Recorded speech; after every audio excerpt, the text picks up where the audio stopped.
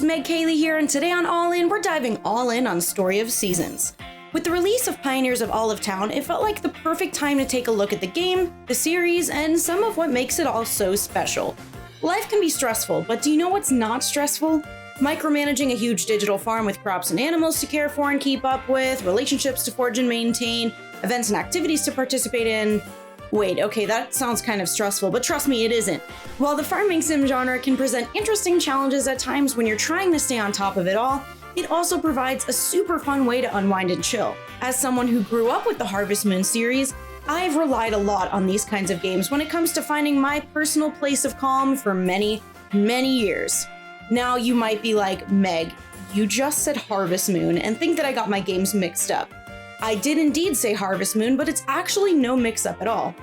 Here's the rundown. Story of Seasons debuted in Japan back in 1996, and it was produced originally by Victor Interactive Software, who were later acquired by Marvelous. I'm not going to attempt to pronounce the Japanese name of the original title because I will most surely botch it, but the name roughly translates to The Farm Story. It was later released in the North American region as Harvest Moon. The series, and many of the older Harvest Moon games that you too may have grown up with, was distributed under the Harvest Moon name outside of Japan until 2014. Due to a split between Natsume, who localized games in the series, and Marvelous, the people behind the games in the series, Harvest Moon basically divided into two parts. One half being the series we once knew, and the other half being a kind of new Harvest Moon. In short, Natsume maintained the rights to the Harvest Moon name, and now all games coming out with that name are coming to us from them and their developers, whereas Marvelous opted to create farming sim games with their in-house localization team called Xseed under the name Story of Seasons. It's why the recent remake of Harvest Moon Friends of Mineral Town released under the name Story of Seasons Friends of Mineral Town, even though it's a remake of a Harvest Moon game. I know it's a little bit confusing, but hopefully that gave you a good rundown. At its roots, and yes, pun intended because we're talking about farming and crops, this is a wholesome farming game series in which you tend to livestock and animals, grow crops, nurture relationships with townsfolk, fish, cook, gather materials, take care of pets, and even get married and have a kid or two. More labor for the farm, you know? Just kidding, they mostly just sit around and look cute while you work your tail off to bring home the bread, but that's alright too, I guess. Here's something you definitely aren't expecting to hear if you've ever played a farming game before. In this one, your grandpa has died and he's left you a farm. Hopefully you can sense my sarcasm there, but seriously, why is it always the poor grandpa? And why is our poor grandpa always choosing us, someone with no farming experience and someone who has never expressed an interest in farming, to take over his farm? I mean, it always seems like it comes across to your character as a complete surprise that your grandpa has chosen you, and now you either have to take over his farm or feel guilty forever for letting grandpa down because he's passing you his legacy.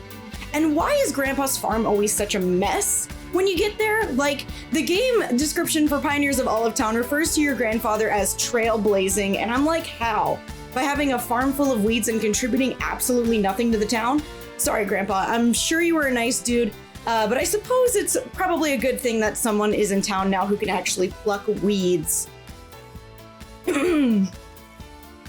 Moving on. In this game, all of those activities, you know, the farming, raising adorably fluffy livestock, gathering materials, fishing, cooking, getting married, and so on are all back. But there's also a bunch of new stuff, like an entire roster of new romanceable NPCs, which is, of course, a very crucial core feature of a farming game. I'm definitely not just saying that because I have a crush on half of them. Moving on. We've also got over 200 events that we can participate in. How wild is that? That's a lot of events compared to some of the previous games where you only really have a couple a month. There's also extensive character customization this time around, and normally you can only choose between playing a male or female character, but now you get to choose between tons of clothing options, hair colors, eye colors, voice type, and more. It's pretty awesome stuff.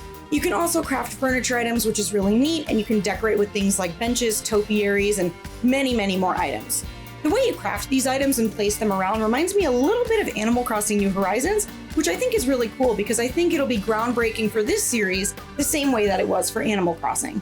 There's a photo mode in this one as well, but it isn't just for capturing screenshots for your own use or your own desktop wallpapers. That's what I always use them for. You can actually donate these photos to the museum. You also get to meet these cute little Earth Sprite dudes who take you to cool places like gardens where seasons don't change, which sounds pretty darn convenient for a farmer, or even the inside of a volcano. Let's hope they don't try to throw you in for some weird earth sprite ritual or something. So now that you've seen some of the game, would you be surprised to hear that Hiro Meikawa, so sorry if I mispronounced that, the president of Natsume, was told not to publish such a boring game and that it would be a mistake in regard to Harvest Moon back before the original game released in 1996? Because they did.